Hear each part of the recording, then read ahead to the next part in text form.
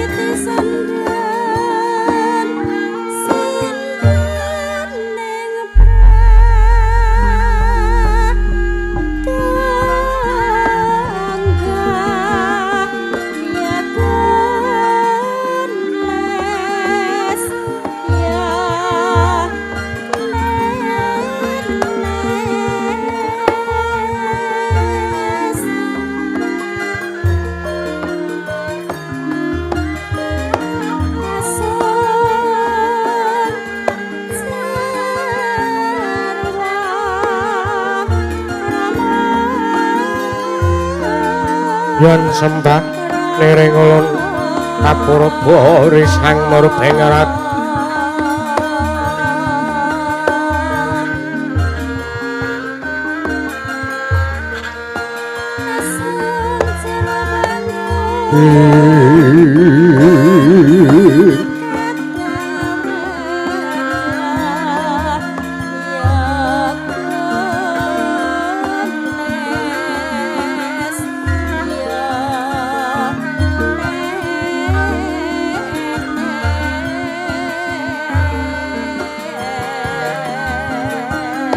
mring sahananing keng siling tasih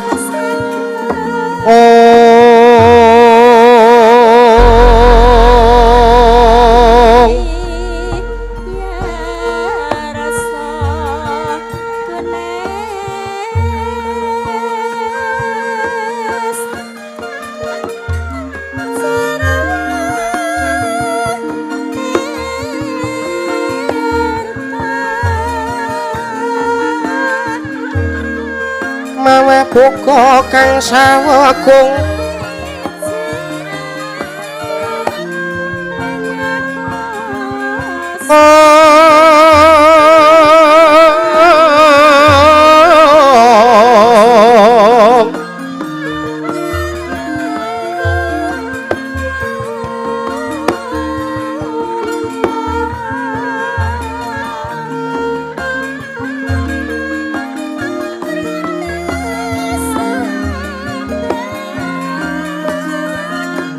masring telahan yang kanan mamuju yang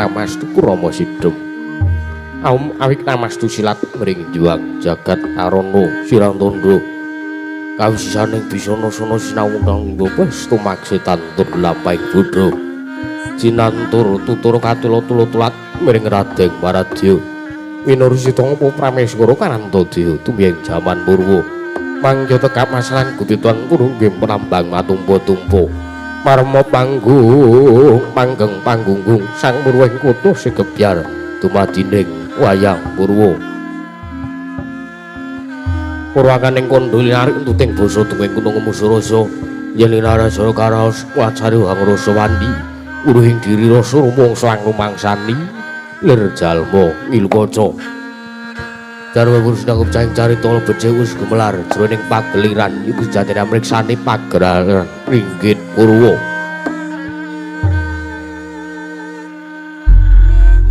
Surya Candra Darumyang Kartika wis punur putraning kawasa sahari Radhyang Idri Bawon Purwateging tuk sinagilir gemanti temandan pitaning dina sasi warsi mintukang sarta abad Kedungkulan pangkar tumangkar kusinar rambun kui japating rembyah dadi padhaing kutu-kutu walang atogo buron wonombyang buron toyo dadi branan tanpa wijalan padang terawang sinaring sang Hyang Retnawi ingkang arsa merbawani jagat wetan mungguing jagat wetan tuk mungup-mungup kangan mukir abang mengangah lamun kaik siaya dilat-dilato bumi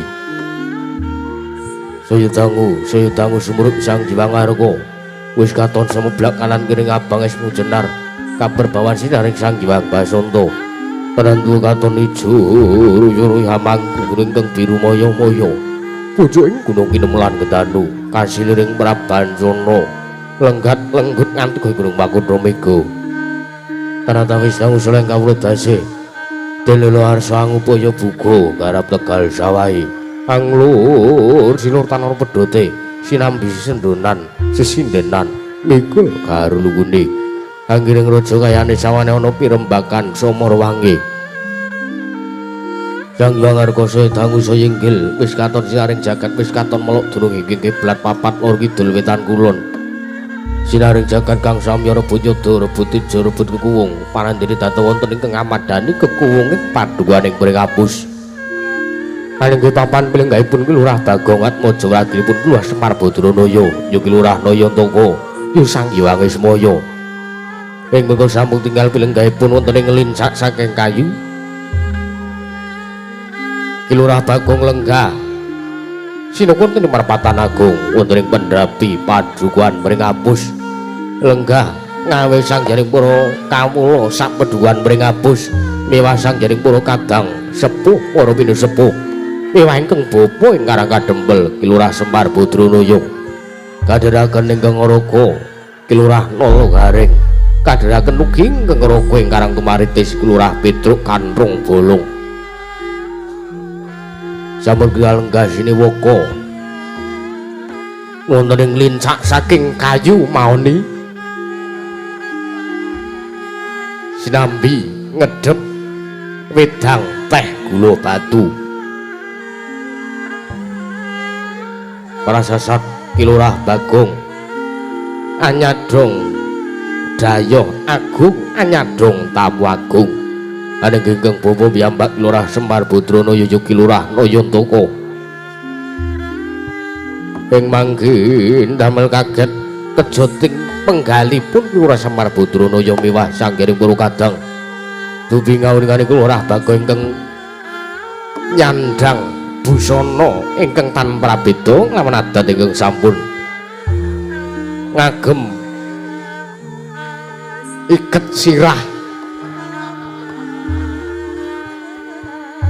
rikmanipun den semir werni abrit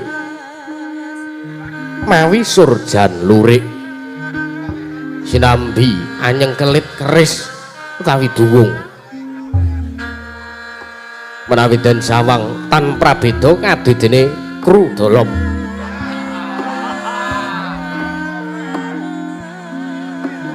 tupi wuspuning Kilurah Semar Badranaya sigra andangu dhateng Kilurah Bagong dhateng manggi jeneng Mandika Sang Kilurah Bagong ing dereng kababaring lisan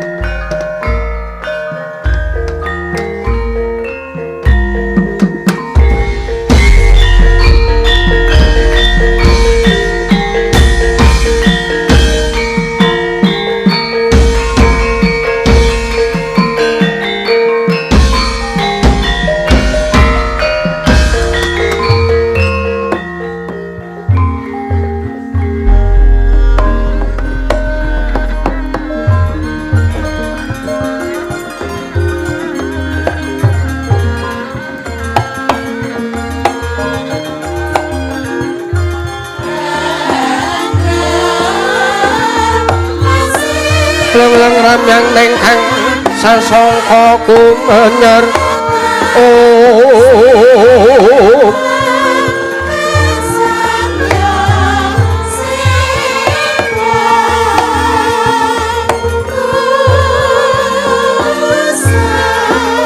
mangrang guru ming buri mangkin tanpa siring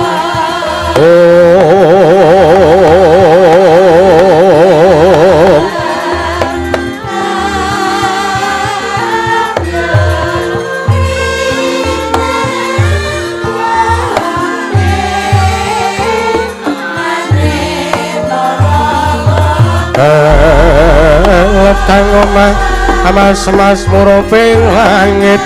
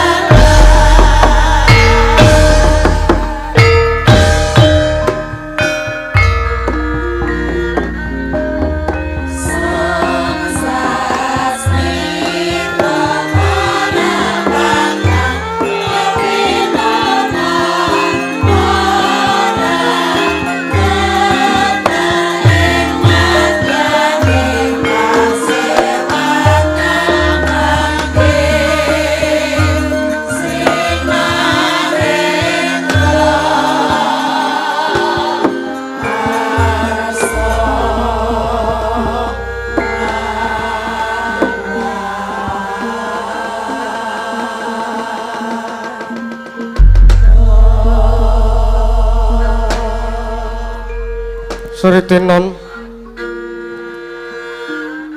neng pasewakan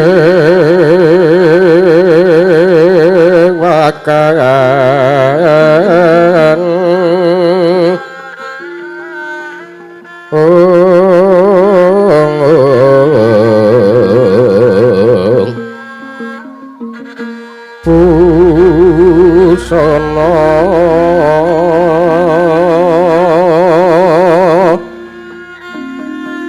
busana maneka warna maneka warna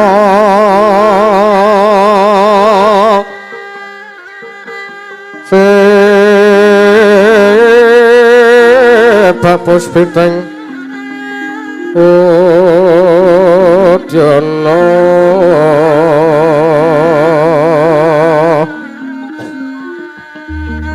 miang panjra sarwa rukma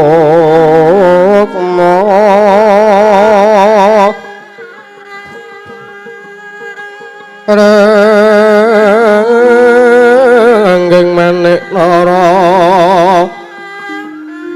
wata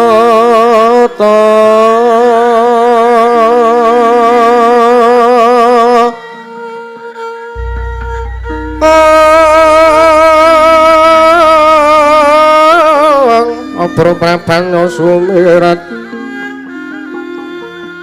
prapanyo kang sumirat nyaring tejo lali weran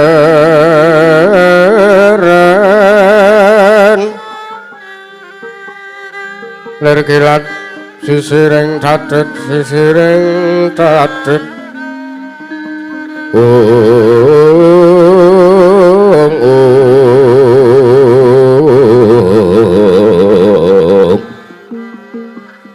wimbo kekontom rek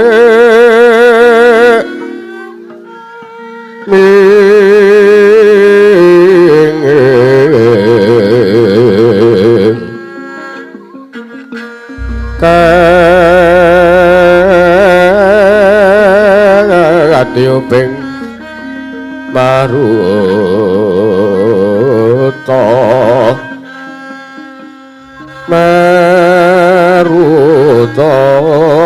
mandu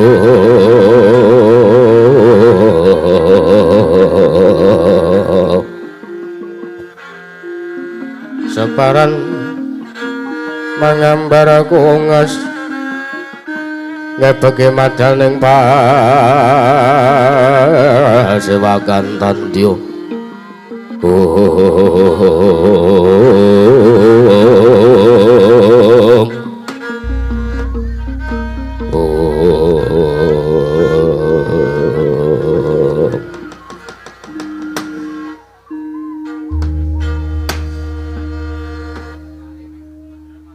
Ini mangsa mana madrin we Ong bawana langgeng sedatan werat Prajeka blak iblis laknat padha jegdekan ora mangkuto dhisik Badranaya sak swanira nang ngarsaning panjaning sun padha slamet tekamu Semir wedhus iki wong tuwa teka iki pilang boro mbok ya di Sugata sing kanthi sak trepe minangka dayoh ning Karang Kadempel aku ki bapakmu kok mintok Badranaya kowe ora ditata krama babar pisan wis dadi kodrating Gusti nek Bagong ki minangka apa ya satriya sing dugal warisan dadi aku kepiye wae ora bakal kualat mbok aja mung karo bapak nadan dewa wae aku ora bakal kualat wis sak karepmu ya dole slametkane bapakmu iki ana ing Pedukuhan Pringapus ana ing pendrapamu iki ya pangestuku tampanana cah edan ora iki ora kaya ngono to Gong iki bapak iki kowe iki kudune sing ngaturke bekti karo bapak ora kok malah kowe sing menehi pangestu karo bapak Nala Gareng ngene ya Nala Gareng bengi iki sing diomahke aku ki sing diomah sing apa carane nanggap kowe kabeh ki aku lurahe ki aku Lurah Bagong Mas B Dadi kepiye wae aku ki ora ana sarusikune merga sing diomahke aku padha karo sampean-sampean kabeh ki teka nang omahku, mertamu nang omahku. Paham ora kowe? Wah, kuwoplok sisan. Goseng iki kok malah arep gegeran kepiye to wis.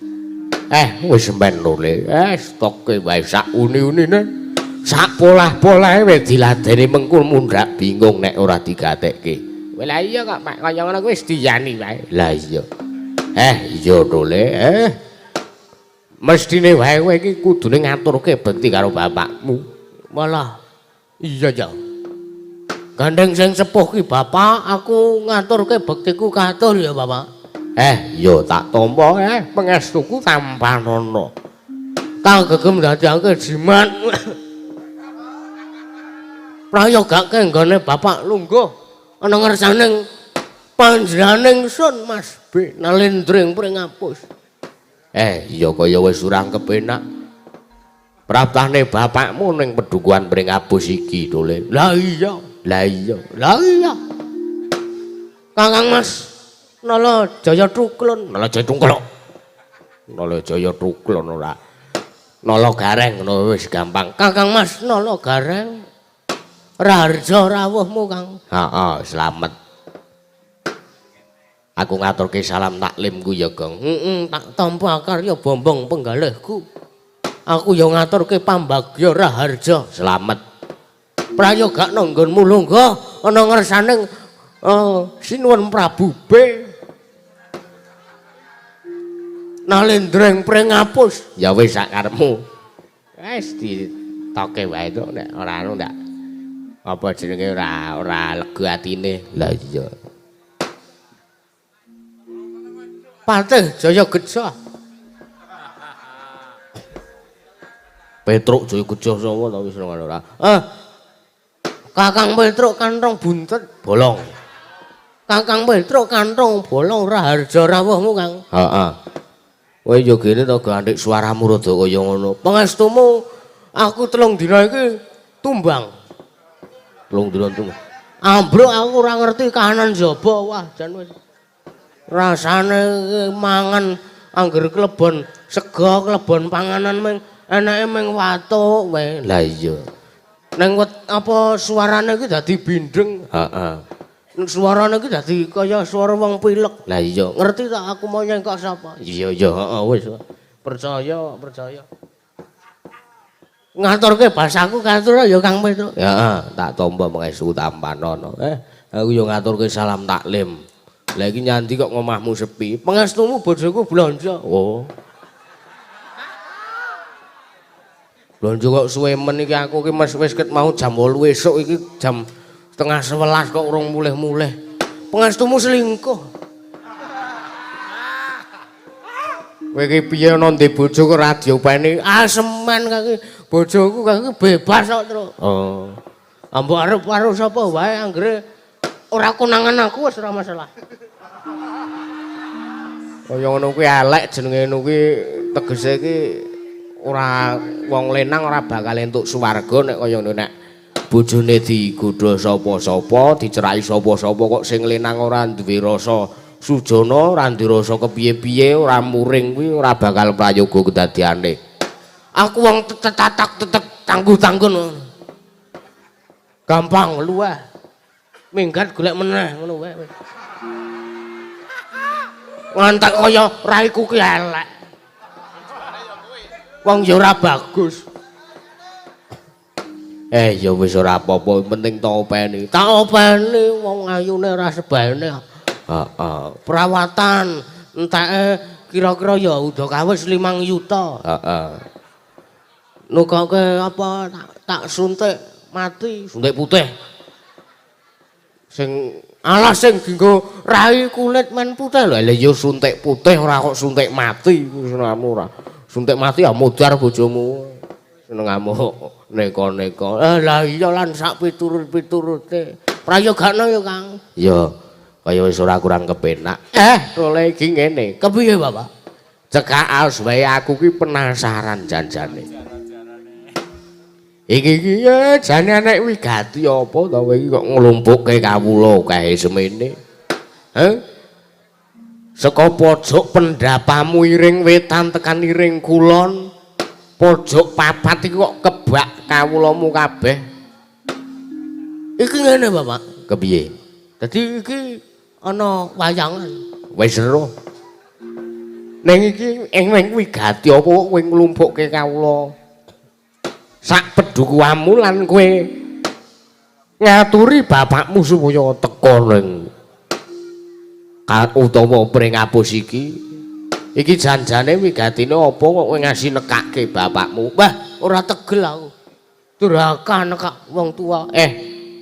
Tegese kowe ngundang bapakmu iki janjane ning wigati apa? Dole. Paringa utawa matura sing cetha karo bapakmu, aku tak ngrungokke sing dadi wigatine apa. Iki janjane mbingungke ya, Gang. Mau kowe wingi sore menehi undangan aku ki kon teka mrene iku undangane genduren. Bareng tekan kene kok endi ming wedang gula batu. Pacitane wiming gula Jawa. Kon diabetes ngono apa piye? Undangane genduren ketekan kok ming wedangan omongan tengok kaya ngene iki tok. Gek kawulane ditoke teng gelasah ora digelari kloso kaya ngono kae. Wis santai wae nek perkara kawula ora usah digagas. Teng gelasah ora gelar kloso iki ambene nek kaya ngene iki enek sing ngadol kloso plastik dhewe. Dadi wis ora kewuan dadi saka omah ki ora usah nggawa kloso mengko wae njagake mengko nek ana sing ngadol. Lah ning rak ya ora saora-orane iki minangka sing di omah ki ya nyugata dayohe ngono lho. Kowe iku wis rasa cangkeman to kowe. Wong garing lingguh wae kok kowe. Ngono wong ana wong tuwa, ana critane wong tuwa sampluk ora kaya ngono kuwi. Aku ki kakangmu, iki aja sok kaya ngono kuwi. Ah ora rasa sok ngelekke. Aku dukuh kok wedang. Molak-malik senengane ora mau jare lurah saiki dukuh. Kadang aku ya sak dadi carek. Lah iya. Percaya aku ora nggawa surjan.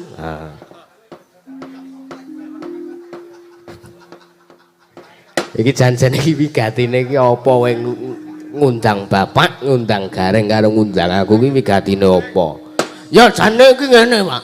Piye dole? Tak matur najan to kanthi suaraku sing kaya mangkene. Iya. Saeneke wae ora apa-apa, penting para warga iso seneng ngrungokke sing dadi ature cangkemmu. Cangkemmu kuwi. Iki dolan-dolanan cangkem to, gah aku. Gah mulya kana. Soale ora bedumah cangkeme cilik kok njero ora gelem cangkem-cangkem kowe. Kowe iki ra kok ngono kuwi.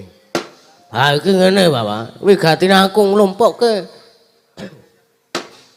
kawula sak peduan pring bohong. Pring bohong. Pring apus ora usah dibasake. Dadak dibasake barang. Ya kekinian ora. Lah iki ngene wigatine. Aku nglumpukke kawula sak peduanku ki aku mung bakal taren karo bapak. Babakan aku sing duwe gegayuhan, ya kuwi ora suwe meneh aku bakal mbangun desa. Weh, lho kaya sing tak aturke pas aku mau sore sambutan mau. Dadi jumbuh lakone jumbuh karo sing tak lakoni akhir-akhir iki utawa tahun-tahun iki. Iya Dole. Lah, aku kepengin bangun desa. Kowe kepengin bangun desa. Iya, Bapak. Ning jeneng aku bangun desa ki ana kapérang dadi rong werna. Utawa rong apa ya jenenge? Rong masa. Utawa rong babak. Dadi rong stage. Stage anu ki lho, Truk, urutan stage. Lah kowe gene malah mudeng kowe. Wah, kene iki pemborong padake ora. Pemborong buburukan sapi. Weh tenan nek kowe aku ra boro. Lah ya wis. Lah ana rong stage utawa ana rong tahapan. Siji aku kepengin bangun papan sing endah, sing magrong-magrong, sing layak dihuni. Contone ta kaya ta. Ngedeke WC umum ning perapatan. Iki ya perlu iki rada iki ya perlu. Iya, heeh. Aku ya mudeng. Mergo aku dhewe ngakoni nek aku isih sok ning kali. Wong tuwa ora pangartine. Iya, terus lah contone iki kuwi sing keloro. Aku sak bare-bare wis pengen bangun wujuding papan sing endah. Papan sing magrong-magrong, aku kepengin bangun lan kepengin dandane morale para kawula sak pedukuhan mring ngapus. Mula niatku ki ora mung tak nggo awakku dhewe, ning mengko ya sumrambah menyang kamuktenaning kawula sak pedukuhanku. Anjrah Kang. Ora usah suluk wong kowe iki ora iso suluk. Lah pira tindingan iki sepira weh ora usah. Anjrah Kang. Wis ora usah suluk. Men dalange wae sing suluk. Ayo, Mas Dahyo suluk. Anjreh Kang Puspita arum. Mudeng sing tamang to, Pak? Iya. Kasilireng samirana mri. Nek kesempatan ki kok Bapak ya melu mukti. Iya.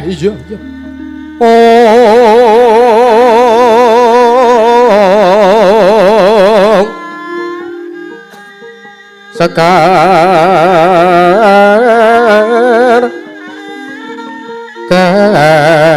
kadung kok ngarep kae tak cor sike iya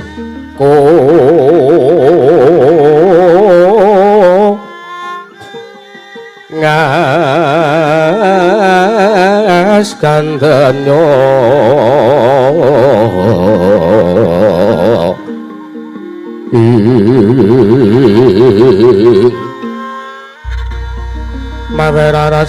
maning driya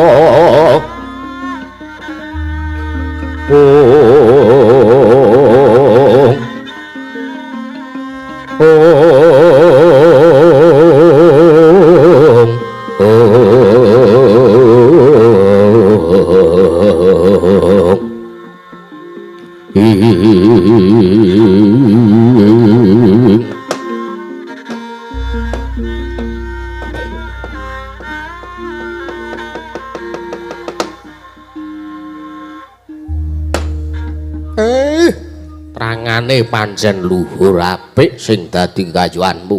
Apik wae, aja ta aku sing gegayuhan. Aja ta lurah iki aku. Mesti ora bakal kaya ngene iki. Iya dole. Aku percaya. Njur kowe ngopo kok ngundang bapakmu barang nek wis tok lakoni ijen tanpa ruang. Wah, omong sapa? Ngene ya, Pak. Aku ki minangka anak, jenengan ki minangka bapake anak. Iya bener lah. Gandeng aku ki anakmu sing nom dhewe. Mongko anak ragil ki paribasane kuthung ing nalar cingkranging samu bendra. Cingkranging samu barang wis pindho tok basake to. Cingkranging samu barang tan wurungan ning apa wae aku duwe pepinginan apa wae aku mesti njaluk iga partikel utawa taren karo bapak karo Kakang Mas Nala Jaya Truklun. Nala Gareng wis ngono wae jenengku liya ora sak sebut. Jeneng liya sebut wis kleru barang. Kakang Mas Nala Gareng apa dene Kakang Petruk. Lah mula gandeng ana gegerundulan ning manah sing kudu tak aturke karo sampean-sampean. Iki mula iki rembukan tuwa tenan iki.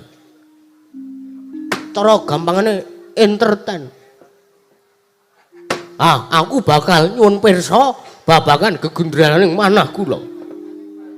Kowe bakal njaluk kowe bakal takon apa karo aku dole Aku ki arep wong tuwa iki ning ora kok ngegungke karo kabisanku.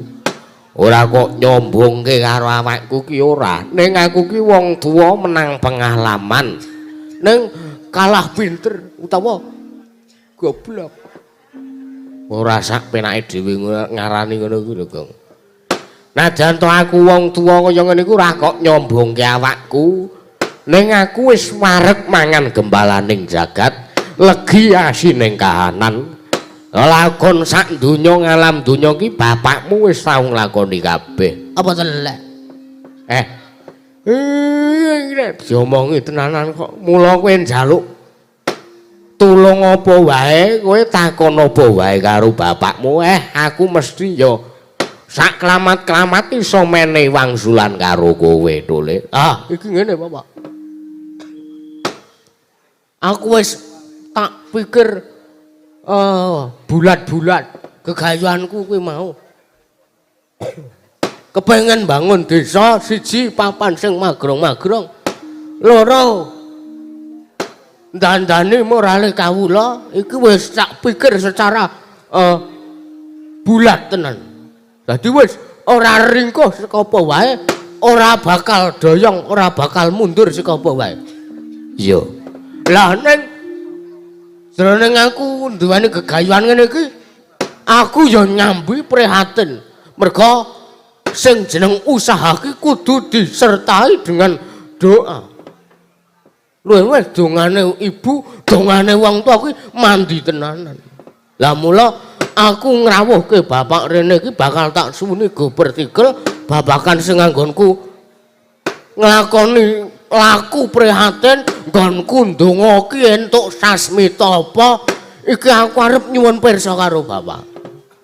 Lah kowe entuk sasmita apa nggonmu laku prihatin? Iki ngene, Pak. Iki aku tak rada maju mergo iki masalah entertain temenan. Lah iki ngene. Jroning aku nglampahi tapa 3 bengi kepungkur. Ana ing sak ngisoring septic tank septic tank ki guangan regetan wer ora sak geleme dhewe apa kudu septic tank mosok kowe mlebu terus septic tank jiji aku turu nang sak ngisoring apa kae Pak lah apa ya wah ora tak pikir saurunge iki aku turu nang sak ngisoring gudang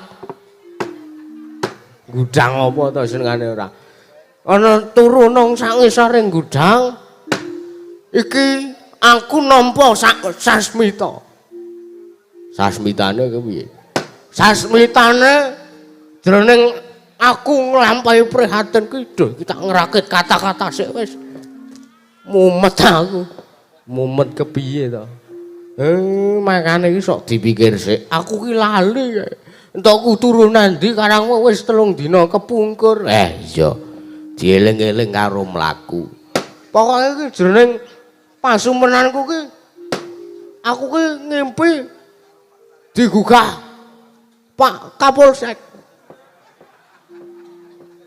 lah nang kono Pak Kapolsek semanu ki lho Pak iya ngendika karo aku aja lali kowe sok Senin sidang ning kantor lho lha kula napa Pak apa kowe ra iling pitik 3 sing tok gawa kae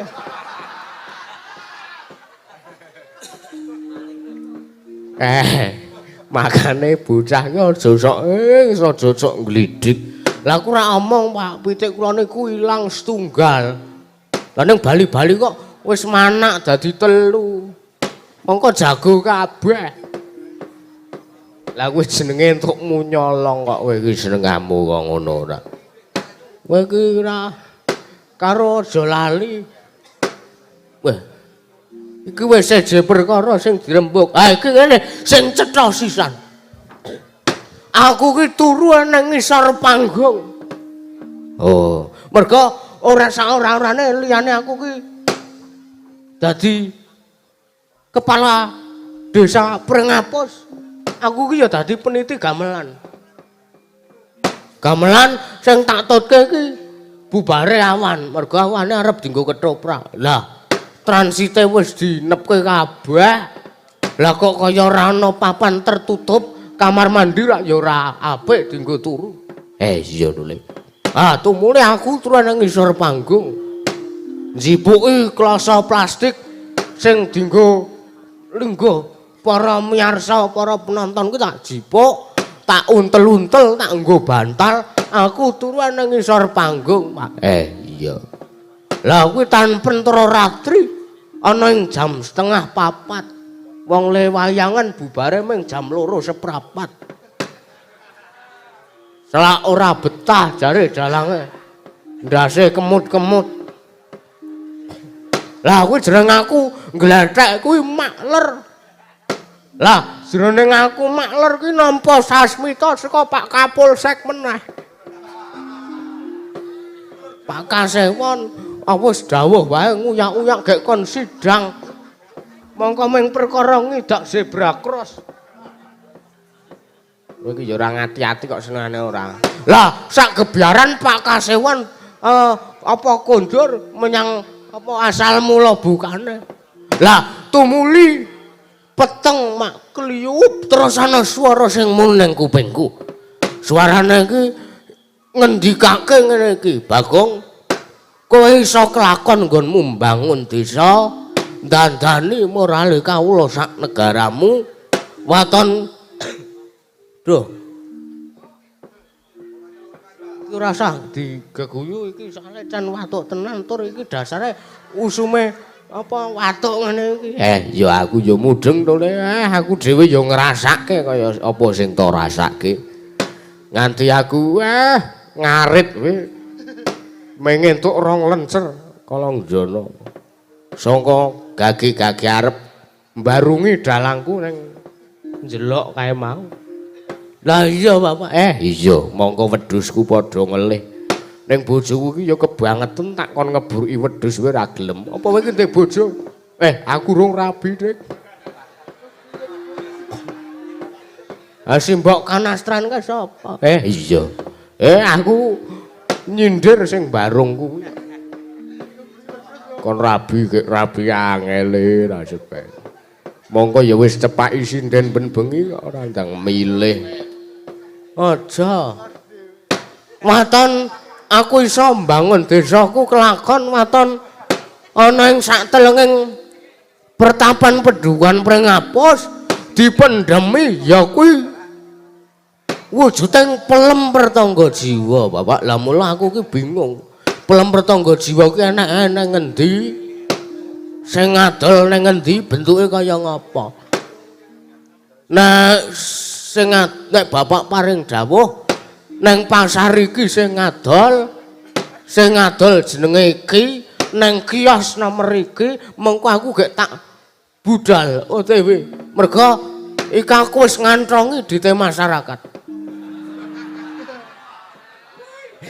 ora nggo neko-neko lho kok ajar kowe ora iki ya tak nggo muktine masyarakatku iki nek kowe pengen ngentukke mlem tangga jiwa ku rasah nganggo di masyarakat kek gagi balik no aku butuh ya Pak wah rawurung ora ya mengarep dinggo to ora iki ngene lah Bapak paringa dawuh pelem pertangga jiwa ki enek ngendi bentuke kaya ngapa regane sekilo pira mergo aku rame ngarep tuku sebiji arep tuku 15 kilo dadi men kawula sak peduanku ki menuman kabeh lah mula kang saka kuwi Bapak marang Bapak paringa dawuh sing tetela ana ngendi dununge pelem pertangga jiwa iki Bapak marega den prayitna semuriris kabeh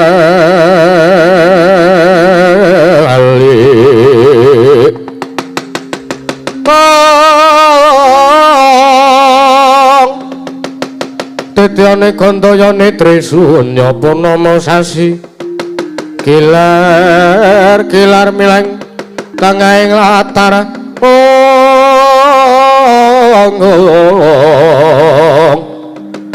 ana lintang Bima Sakti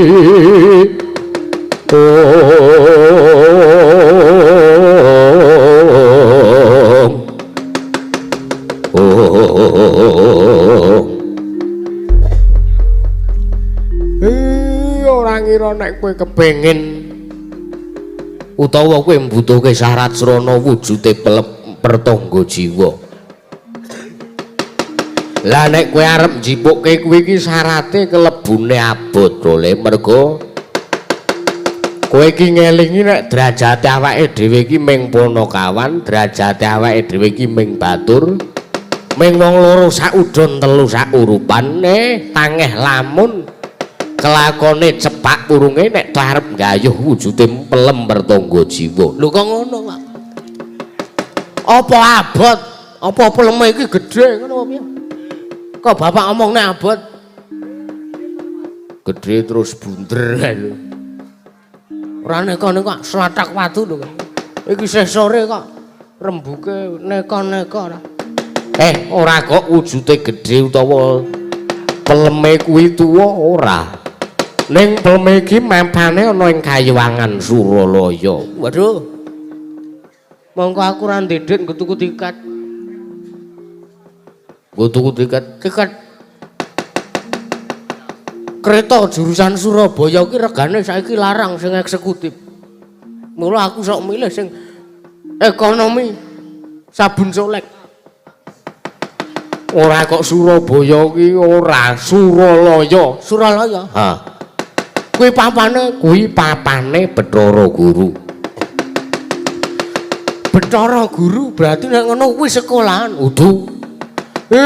Bathara Guru kuwi Manikmaya kuwi adikku. Kuwi mapane ning Kayuwangan Suralaya. Kayuwangan Suralaya. Engko sik to jan-jane Kayuwangan ki apa? Wah, iki bocah kok takon wae. Kayuwangan ki papan sing gumbandul tanpa centelan. Aku duwe nek kuwi wae. Gembandul tanpa centelan.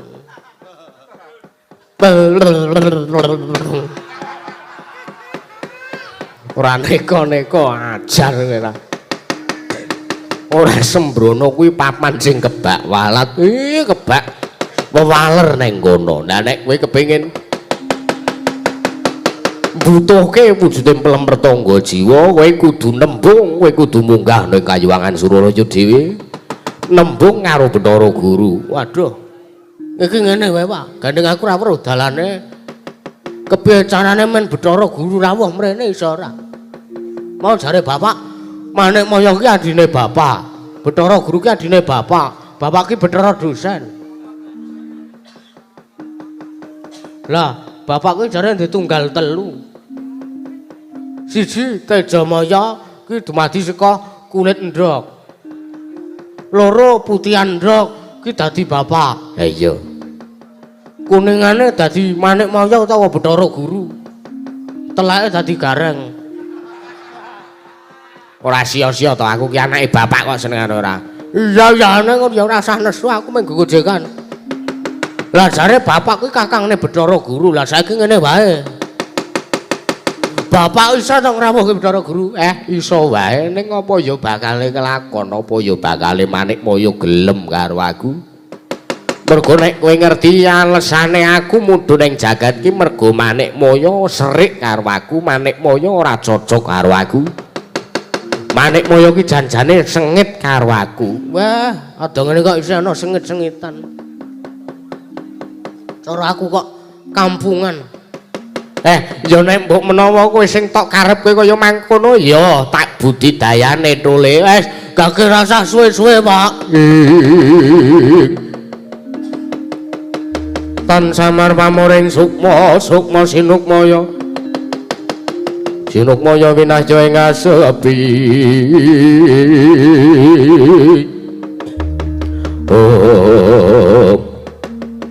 Sigromah sing asemun sang Lurah Semar Badranaya dumuk kunjunge ategese bakal duwe gawe nyipta aji tumiyup saking Dirgantara Kuyun Daru tetarungan rawuh Sang Hyang Manik Maya wakarya kagiat kang sam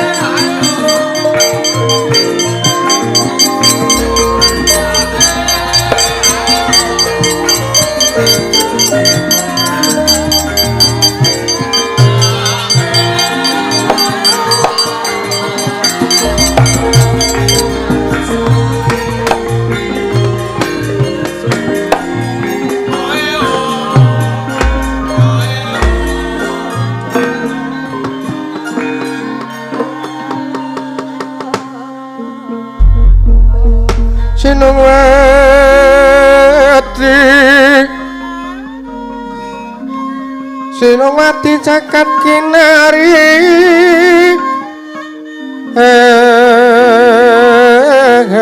among bak membak ombak ing samudra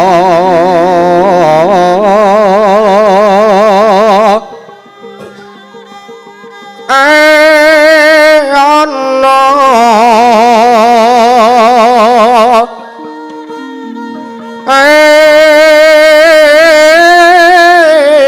ana kaget sutanipun ingkang ngarayipun Manik Maya Kakang wonten wigatos menapa dene jengandika Kakang Ismaya animbali dhateng biswanipun ingkang ngarayipun Manik Maya saking Kayuwangan Suralaya Kakang. Wah iki ngene Manik Maya Sewu-sewu kelepatanku njaluk pangapura ya.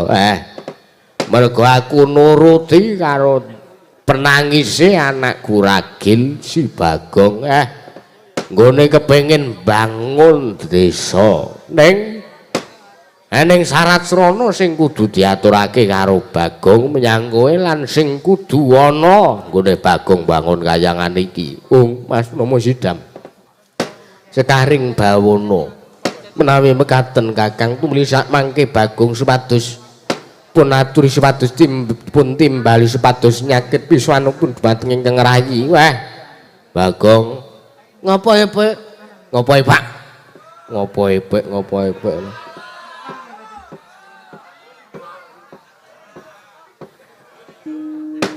Iki sing tok karepe Bathara Guru wis rawuh utawa wis teko neng. Wis ora usah kakek ngomong gek wis omong kene. Bagong, lho. Kok kenal aku ya, Pak? Dewa iki sapa-sapa kenal mergo gak kabeh titah iki dicateti jenenge karo dewa. Waduh. Nek ngono aku entuk beasiswa. Ora kok mbok sakarepmu wis kek matur dhewe lho. Enten bareng jawuh pungulun. Nyakut kelawan panjenengan ulun siap mundur Pak. Iya. Ki aja ngeri kuwi aku arep matur ngebak-baki mbegonggok kaya tenggok kaya ngono ora. Senengane ora. Wonten dawuh pungulun. Ana ngapa bapak kita nimbali kelawan panjenengan ulun? Lah menika ngaten. Kula menika sak mangke menika nglempaken sanggening para kawula ingkang migatos. Kula menika badhe ngedilaken job. Kula menika badhe ngrembak babagan kula ingkang gadhahi gegayuhan. Inggih menika pun sepisan bangun desa wujudipun papan sing endah, papan sing magrong-magrong. Iya. Panjenengan pirsa tumpukan semen 3 sak teng ngarep pendopo niku. Niku sing rencana ajeng kula nggih ngecor dalan sak Pedukuhan Pringapus. Apa ya amot nek 3 sak. Ora maksudnya dalan Pedukuhan Pringapus ki ngarep omahku tok. Ngawur ora iki kaya ngono kuwi ra entuk 3 sak ki mung dadi sak ae lho polisi tidur ae lho. Ayo men wis sak gelemku. Lah menika ngaten angka kalih sabebaripun kula menika mbangun wujudipun papan sing endah sing magrong-magrong ingkang layak dihuni oleh para masyarakat. Kula menika pengin dandani morale para kawula sak Pedukuhan Pringapus supados samangke menika luwih apik meleh, luwih sangsaya ditingkatke, luwih raharja tiasing bagya kirun. Raharja mulya tiasing bagya mulya kok malah tias bagya kirun. Nggih, tias bagya mulya menika supados samangke langkung sae, langkung kula menika nggih nyumurupi menika nggih seneng. Sebab nek wong apa niku jenenge ndelok kawulane tentrem mesti pengarepe ya mesti seneng. Mergo lurahe kula, lurahe menika Mas B Yogyakarta. Iya. Lah ning niki enten sing abot, syarat-syaratane niki abot. Jeneng kula nglampahi priatos, kula menika turu, tapi kula menika tilem wonten ing sak ngisoring panggung wonten amplop masuk.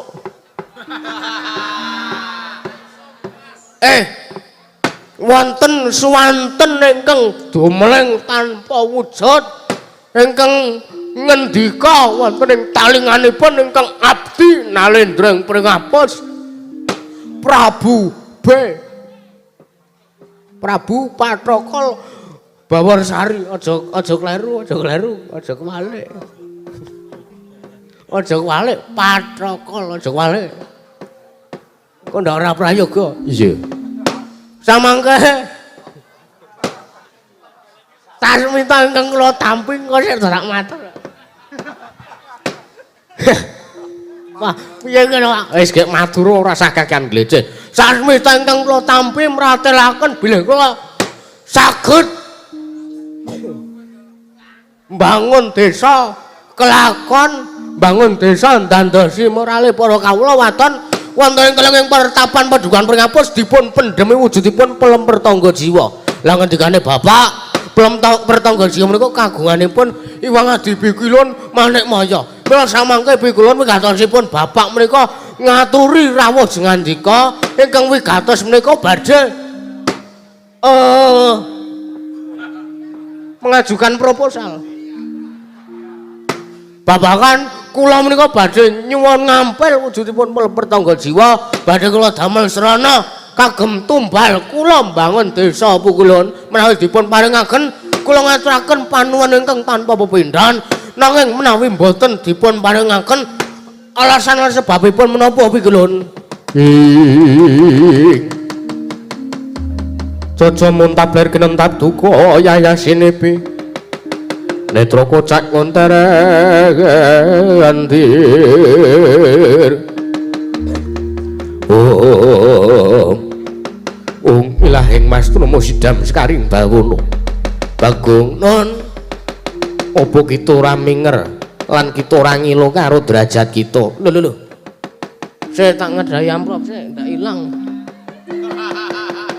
apa kita ora ngelingi karo derajat kita manten apa pun lah pripun to nggih kula niku nggih ngrumasi derajat kula niku mung pono kawan lah kok teko kita delangap-delangap ning atase kita mung duweni gegayuhan mung kepengin bangun desa wae teko mbutuhake syarat srana ya kuwi pelem pertangga jiwa sing bakal kita pendhem minangka tumbal ning telenging pertapan Padukan Pringapus. Lah nggih, mengke nek mun rampung kula balekke.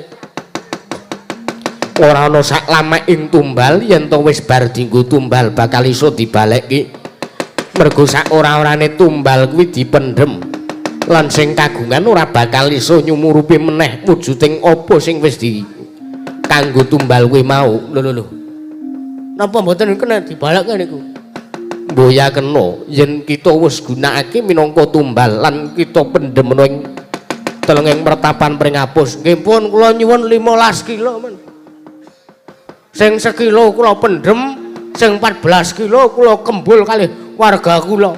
Boya iso Bagong. Mergo sepisan kita kuwi derajat kita mung ngono kawan. Derajat kita kuwi mung loro sak udan telu sak urupan sing ora sak trebe. Lan boya pantes yen to nampa wujuding pelem pertangga jiwa. Mula Kang Soko kuwi wurungna wae niat kita anggon kita duweni gegayuhan kepingin bangun desa lan dandani pakartine kawula sak pedukuhanmu. Mergo ora sak lumrahe lan ora sak trepene atase derajat kita ki ming pono kawan. Nanging kita kok delangap-delangap sing dadi ucap kita. Butuhke syarat srana ya kuwi wujude pelem pertangga jiwa bloko suto blak kutang terus terangke wae panjenengan ulun ora maringi pangestu panjenengan ulun ora nayudyani lan ora nyarujuki lan ora bakal maringake wujude pelem pertangga jiwa kuwi Bagong ning kula nuwun sewu lho Bu Kulon niat kula niki mboten mung kula nggih mukti kula piyambak ning niat kula niku nggih muktekke kawula sak pedukuhan kula. Kula niku ora arep golek mukti kula piyambak. Kula niku mung ora arep golek seneng kula piyambak, ora mung robian-robian dolanan wedokan. Menika babar sari babar pisan mboten. Ning niki kanggo demi kian. Ning menika demi muktine kawula sak pedukuhan kula. Menika babar pisan kula mboten gadhahi niat ingkang kados panjenengan sampun ngendikaken menika kula. Nadyan to derajat kula niki mung pono kawan, ning kula niki kepengin mbuktekke nek sing iso dadi pemimpin ku ora mung wong sing anak turun presiden, ora mung sing anak turun pejabat.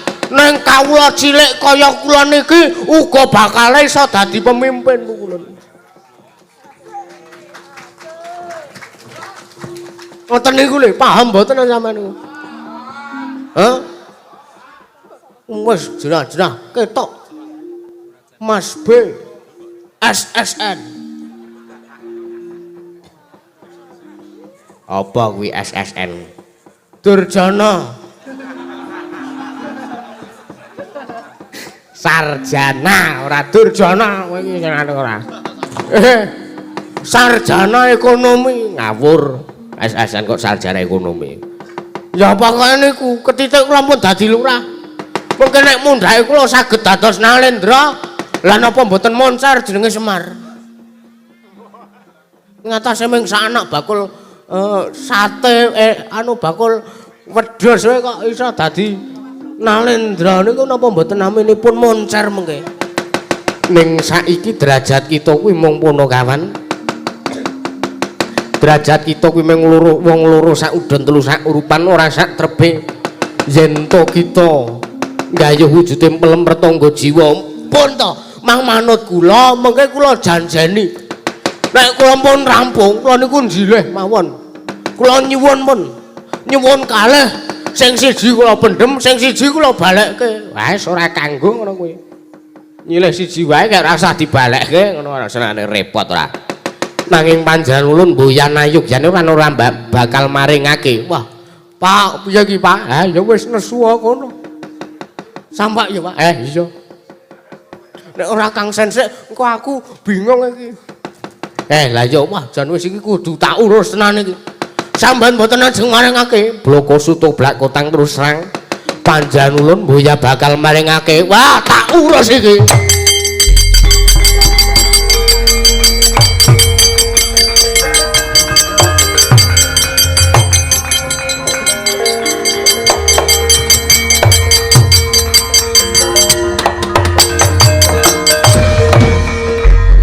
Kromo sidam sekaring bawana teko kita ngadeg ngaglah begagah tanpa tata krama aman lho mboya basa kelawan panjenengan ulun basa ya gelut ora ya jotosan yo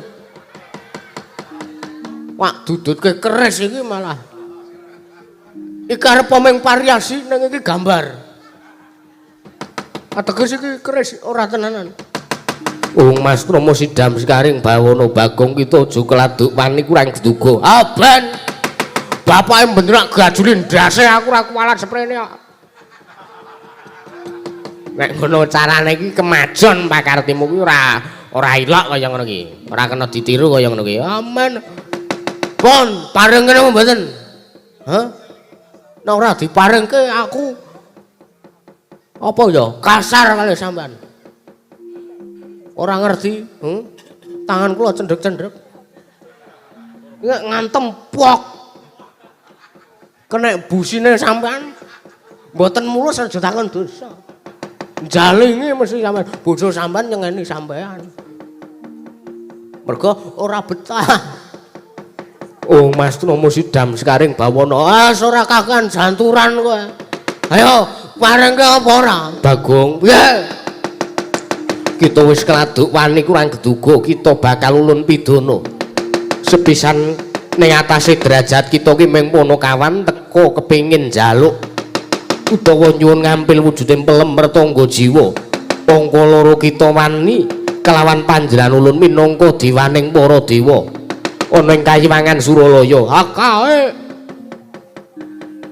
dewaning para dewa aman sampeyan ajeng pripun mawon monggo mangsa brajeng midana kula. Wila dalah Kakang Semar. Piye? Nganti sak mangke Kakang Semar mboten maringaken ingkang putra pun Bagong wonten ing astanipun ingkang rayipun Manikmaya sak mangke ampun takon dosa karang kadempel badhe kula besmek Kakang.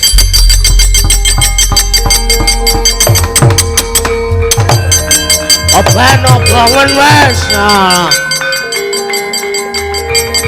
Enggak.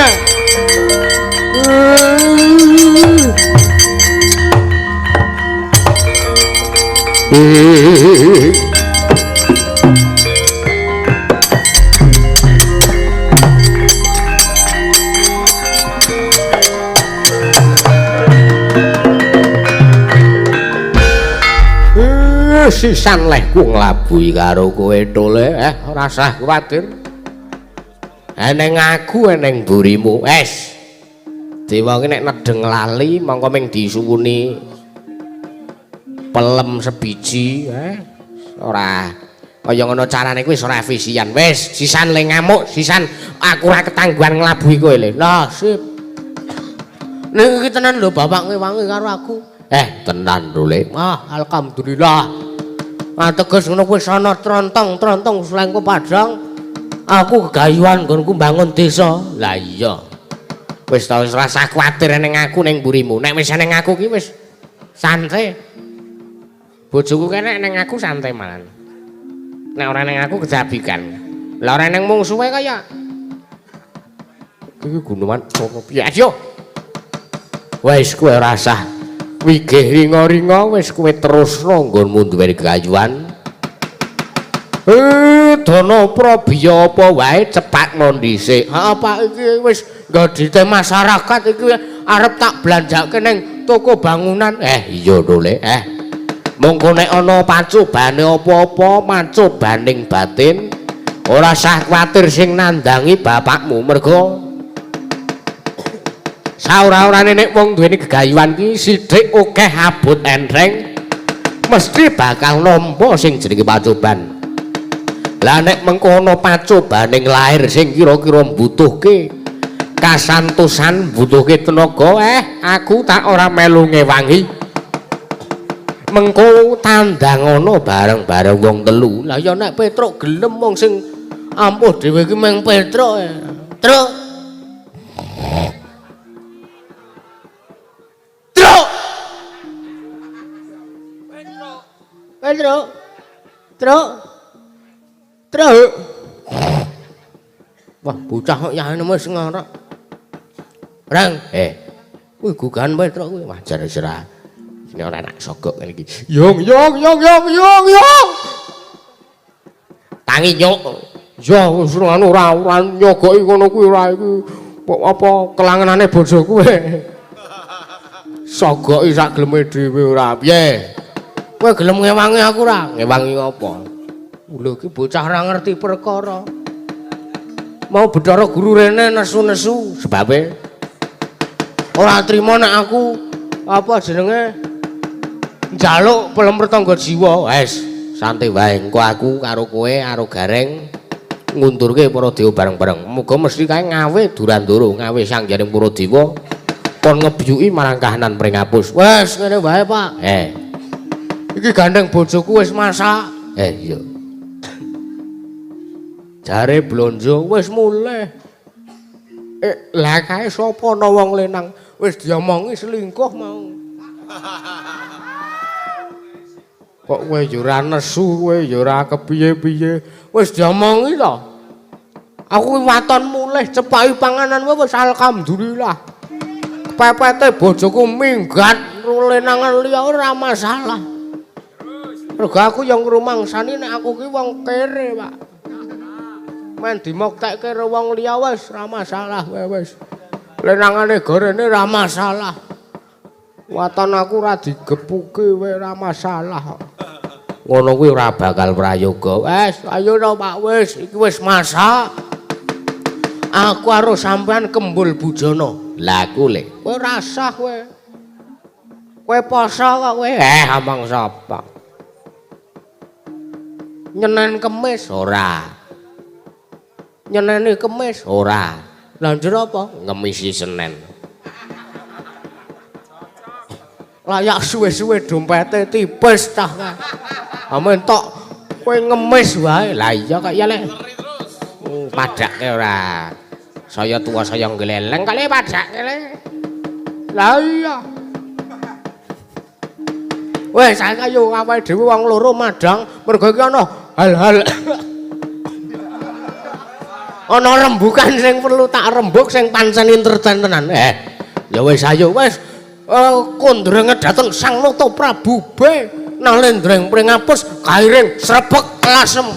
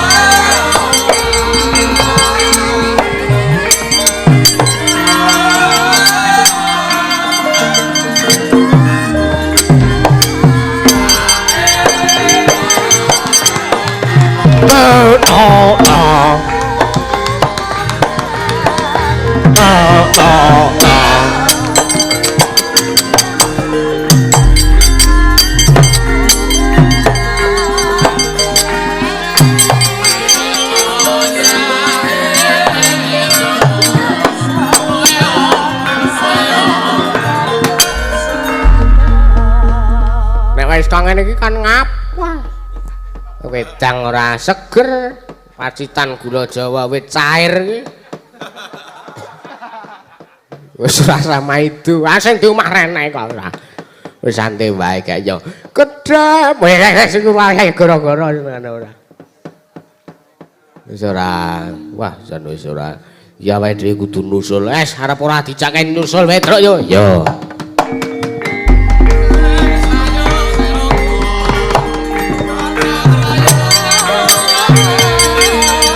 Yo.